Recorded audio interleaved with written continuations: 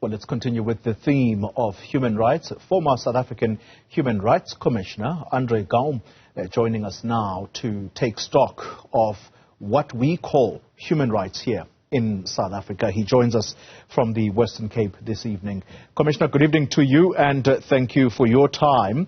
Can I start this conversation with what is commonly referred to as universal human rights, and these are inherent to us all regardless of nationality, sexual orientation or ethnic origin. What are some of these? Yes, well, these rights, many of them are also enshrined in our own Bill of Rights. It includes civil and political rights, rights concerning other socioeconomic rights that are involved, such as the right to a basic education and so on. And these rights are really universally accepted as human rights and enshrined in many of our constitutions. In our own constitution, very section 1 of the constitution states quite clearly that South Africa is founded on the values of human dignity, the achievement of equality, and the advancement of human rights and freedoms. So in a very real sense, the South African state is not really a democracy if it was not for the fact that it is indeed based and founded on these principles, including human rights that are enshrined in Chapter 2 of our Constitution, very foundational and fundamental, therefore, to our constitutional democracy. 30 years into democracy, let's evaluate. What have we done well on? What is it that we are really doing well in as far as upholding human rights, and where are we still floundering? Yes, I think it is indeed a mixed bag. One of our greatest achievements as a nation has been the accepting and adopting the Constitution of South Africa with an enforceable Bill of Human Rights. That's been a very central component. But now in terms of really enforcing that Bill of Rights and making sure that rights are realized, it is to an extent a mixed bag in terms of our performance of as a nation. There's been successes indeed. Access to water, sanitation, electricity has provided to a very large extent. But now, obviously, we also see the follow-through problems, maintenance problems, and so on in that regard that is coming through and, in a sense, starting to haunt us in terms of all of these areas and leading to a situation where some of these rights are actually infringed upon. Yeah. But we've also seen things like the child grants, old age grants, NSFAS, the student bursary scheme or the student finance scheme and the feeding scheme in schools, all very significant and important achievements.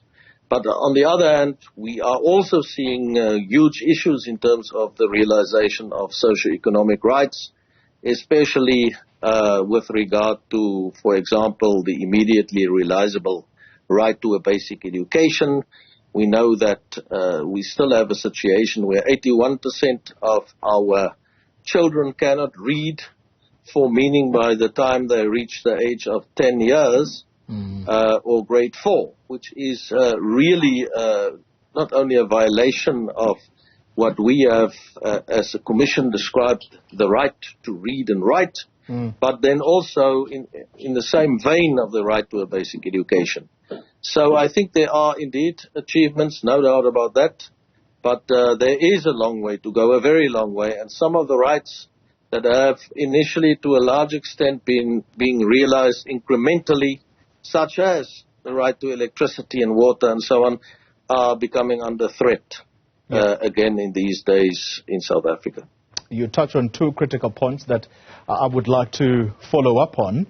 Basic education, I wonder how many of us would know or do know that when a child at the level of grade 4 cannot read for understanding, that is an infringement into their rights. Let's talk infringements for a moment, Commissioner. Water is fast becoming a major talking point in South Africa. Do you foresee this becoming a huge issue going forward? I don't want to equate it to electricity, because I still think that you can live without electricity for a couple of days, weeks, months, years. People in the rural areas have been doing it for many years. But water, that is something that's indispensable, is it not? Yeah, it's not only indispensable, it goes to the very core of the foundational values enshrined in the Constitution, specifically that of human dignity. And I do think that as things are panning out with regard to water crises and the maintenance that is also not done in the way that it should be done, as well as the issues with regard to drought and so on, it is really becoming a very important human rights issue in our country, and the infringement of that right really goes to the foundational and fundamental values of our Constitution. You mentioned the right to a basic education, and specifically we have pointed out in a position paper and in work we've done over the years that if the right to read and write, and specifically the right then of children by the age of 10 to be able to read for meaning is violated, then the right to a basic education is violated. And it's not one of the progressively realizable rights, it's an immediately realizable right.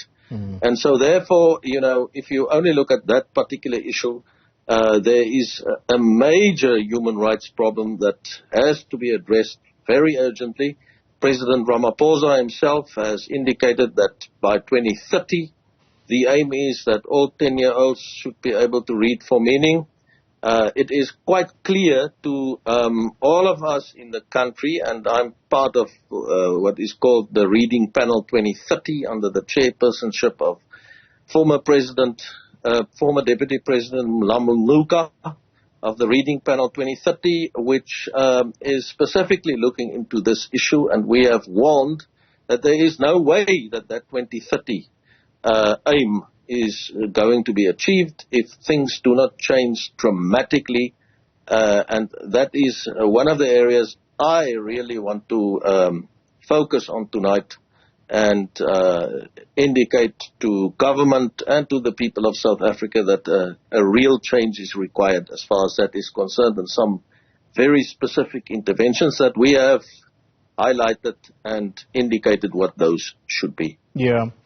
Commissioner, as we wind down this conversation, then I would like to discuss what would have been referred to at the time that some of these events have occurred in South Africa. They would be seen as a major blight in democratic South Africa.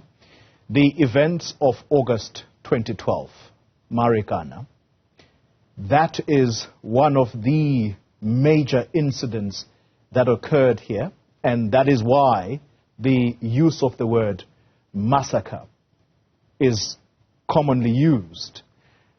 Do you think that that has been addressed adequately, particularly for those families that lost loved ones before the massacre and during the actual occurrence or the event that is now referred to as the massacre on the 16th? No, I don't think so, and I really think that we, need to do much more in that regard as a nation. It has been one of those events that really shocked our democracy and has been a severe human rights violation issue. And therefore, we should not be a nation who actually just continue with things without really addressing some of the pertinent moments in our democratic life that is of a nature that has caused much suffering for families and for our people, without really addressing these issues. We shouldn't become one of those nations. We really need to do what is required to address these and to provide redress to the families concerned. Final question to you, Commissioner Gaum. As we conclude, we are in an election year. The right to vote. Do you think this is emphasized enough in our country so that people understand, even as they are disillusioned? We like to use that word. People are just generally dissatisfied with access to services and you name it. Do you think that people understand that the right to vote is not only enshrined, but it's perhaps one of the few powers they have in order to effect change in their lives? It is no doubt one of the most important powers of any South African. And I would also like to call on South Africans to make use of that power. That is the democratic power to make sure that one's views in terms of all the political and socio-economic issues in the country, that those views are,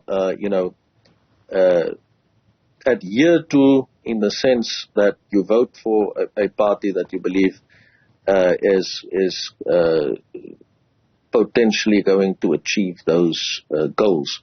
So that is a right that no South African should simply ignore. It is actually a right that all of us need to exercise. In our country, we don't have a system where you are penalized if you don't exercise that right. Mm. And I'm in agreement with that. But, in a sense, one only have to blame yourself if you're unhappy with service delivery, unhappy with what's happening, but you have not exercised that extremely important right. Former Commissioner of the South African Human Rights Commission, Andre Gaum, let me thank you very much for your time.